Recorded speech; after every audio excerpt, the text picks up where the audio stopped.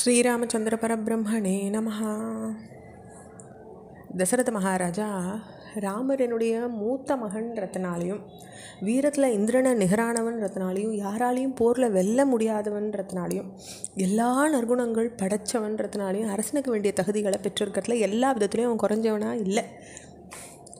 மனுஷாலில் மேம்பட்டவனும் தர்ம சிந்தனைகளில் சிறந்தவனுமான அவனை இளவரசனாக நியமிக்கிறது இந்த தேசத்துக்குடைய கவலையை மனசுலேருந்து அகற்றிடும்னு எனக்கு தோன்றது. அதனால் உங்களுடைய ஆலோசனையை சொல்லுங்கன்னு கேட்குறாரு. விவரம் அறிஞ்சவாளுடைய ஆலோசனை செஞ்சு செய்யப்படுற முடிவு உலக நன்மைக்கு ஏற்றதாக இருக்கும்ன்றார். அதனால் நீங்கள் சொல்கிற முடிவை நான் ஏற்றுக்க தயாராக இருக்கேன்னு கேட்குறார். அந்த காலத்தில் சட்டசபை கிடையாது, பாராளுமன்றம் கிடையாது. ஆனாலும் கூட தன்னுடைய மகன் முடிசூட்டுறதுக்கு கூட மற்றவாளுடைய அனுமதியை தசரதர் கோர்றார். முடிவெடுத்தால் தானே எடுத்துடலாம், யாரையும் கேட்கவே வேண்டாம். இத்தனைக்கும் ராமருக்கு மன்னனாக முடிசூடுற உத்தேசம் தசரதருக்கு இல்லை, அவரை இளவரசனாக்கத்தான் நினைக்கிறார். மகன்ற அந்தஸ்தை மட்டும் வச்சுட்டு ஆட்சி பொறுப்பில் இருக்கவா அதில் எந்த விதமான குறுக்கீடும் செய்ய முடியாது. அவர் செய்யும்போது அந்த பொறுப்பை அவரை கொடுத்துடலாம். எக்ஸ்ட்ரா கான்ஸ்டியூஷனல் அத்தாரிட்டியாக ராமருக்கு செய்யப்படுறது நல்லதல்ல. அதே சமயத்தில் பல சிறப்புகளை கொண்ட ராமர் ஆட்சி பொறுப்பை கவனிக்கிறது நாட்டுக்கு நல்லது அப்படின்ற காரணங்களுக்காக ராமருக்கு முறையாக அதிகாரம் அளிக்கிறதுக்காக இளவரச பட்டம் சூடுறத தசரதனுடைய எண்ணமாக இருக்குது. அதனால் ஒவ்வொரு முறையிலையும் அவர் தனியாக கவனம் செலுத்தி சபையருக்கு ஒரு மரியாதையை கொடுக்குறார். இப்படி தசரதர் பேசினது கேட்ட சபையோர் எழுப்பின ஆரவாரம் 7 மாடிகளை கொண்ட அந்த அரண்மனையே நடுங்க செய்கிறதா இருந்தது.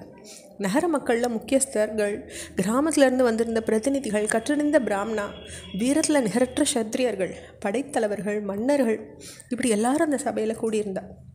ஒருத்தருக்கு ஒருத்தர் ஆலோசனை செஞ்சுட்டாங்க. இப்படி தங்களுக்கிடையே ஆலோசனைகளை நடத்தி ஏக மனதாக ஒரு முடிவுக்கு வந்தா. மன்னரை பார்த்து அதை பேசவும் தொடங்கினான்.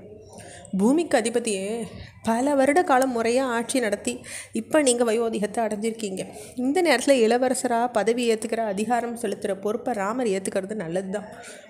உயர்ந்த யானையின் மேலே ஒரு வெண்கொடையின் கீழே அமர்ந்துட்டு ராமர் ஊர்வலம் வர காட்சியை பார்க்க நாங்கள் ஆவலாக காத்துட்டுருக்கோம்.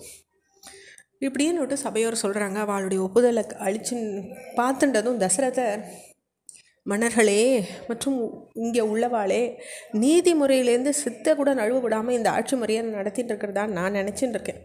அப்படி இருந்தும் கூட நான் ஒரு வார்த்தை சொன்ன உடனேயே ஆட்சி பொறுப்பை ராமர்கிட்ட ஒப்படைச்சிடலாம் நீங்கள் எல்லோரும் முடிவு செய்கிறது ஏன்? ஒருவேளை என்னை விட அவன் சிறந்தவன் நீங்கள் நினைக்கிறீங்களா? இந்த சந்தேகம் என் மனசில் வருது. அதனால் உங்களுடைய முடிவுக்கு என்ன காரணம்ன்றதை விளக்கி சொல்லுங்கன்னு கேட்டுக்கிறார். அப்போ ராமரை பற்றி சபையில் கூடியிருந்த பெரியவா மனக்கருத்தை முழுசாக அறிஞ்சிக்கிறதுக்காக இப்படி ஒரு கேள்வியை தசரத மன்னர் கேட்குறத பார்த்து சபையோர் மீண்டும் பேச தொடங்குறாங்க. மனுஷாலில் கடைப்பிடிக்க வேண்டிய நல்லொழுக்கம், தர்மம், இதை பற்றி ராமர்கிட்டேருந்து தான் மற்றவா தெரிஞ்சுக்கணுன்ற அளவுக்கு அவருடைய செயல்பாடுகள் அமைஞ்சிருக்கு. அடியவருக்கு இணைவராக இருக்கார். பிறர் உயர்வு பெறுறதை பார்த்து மனம் கழிக்கிறவராக இருக்கார்.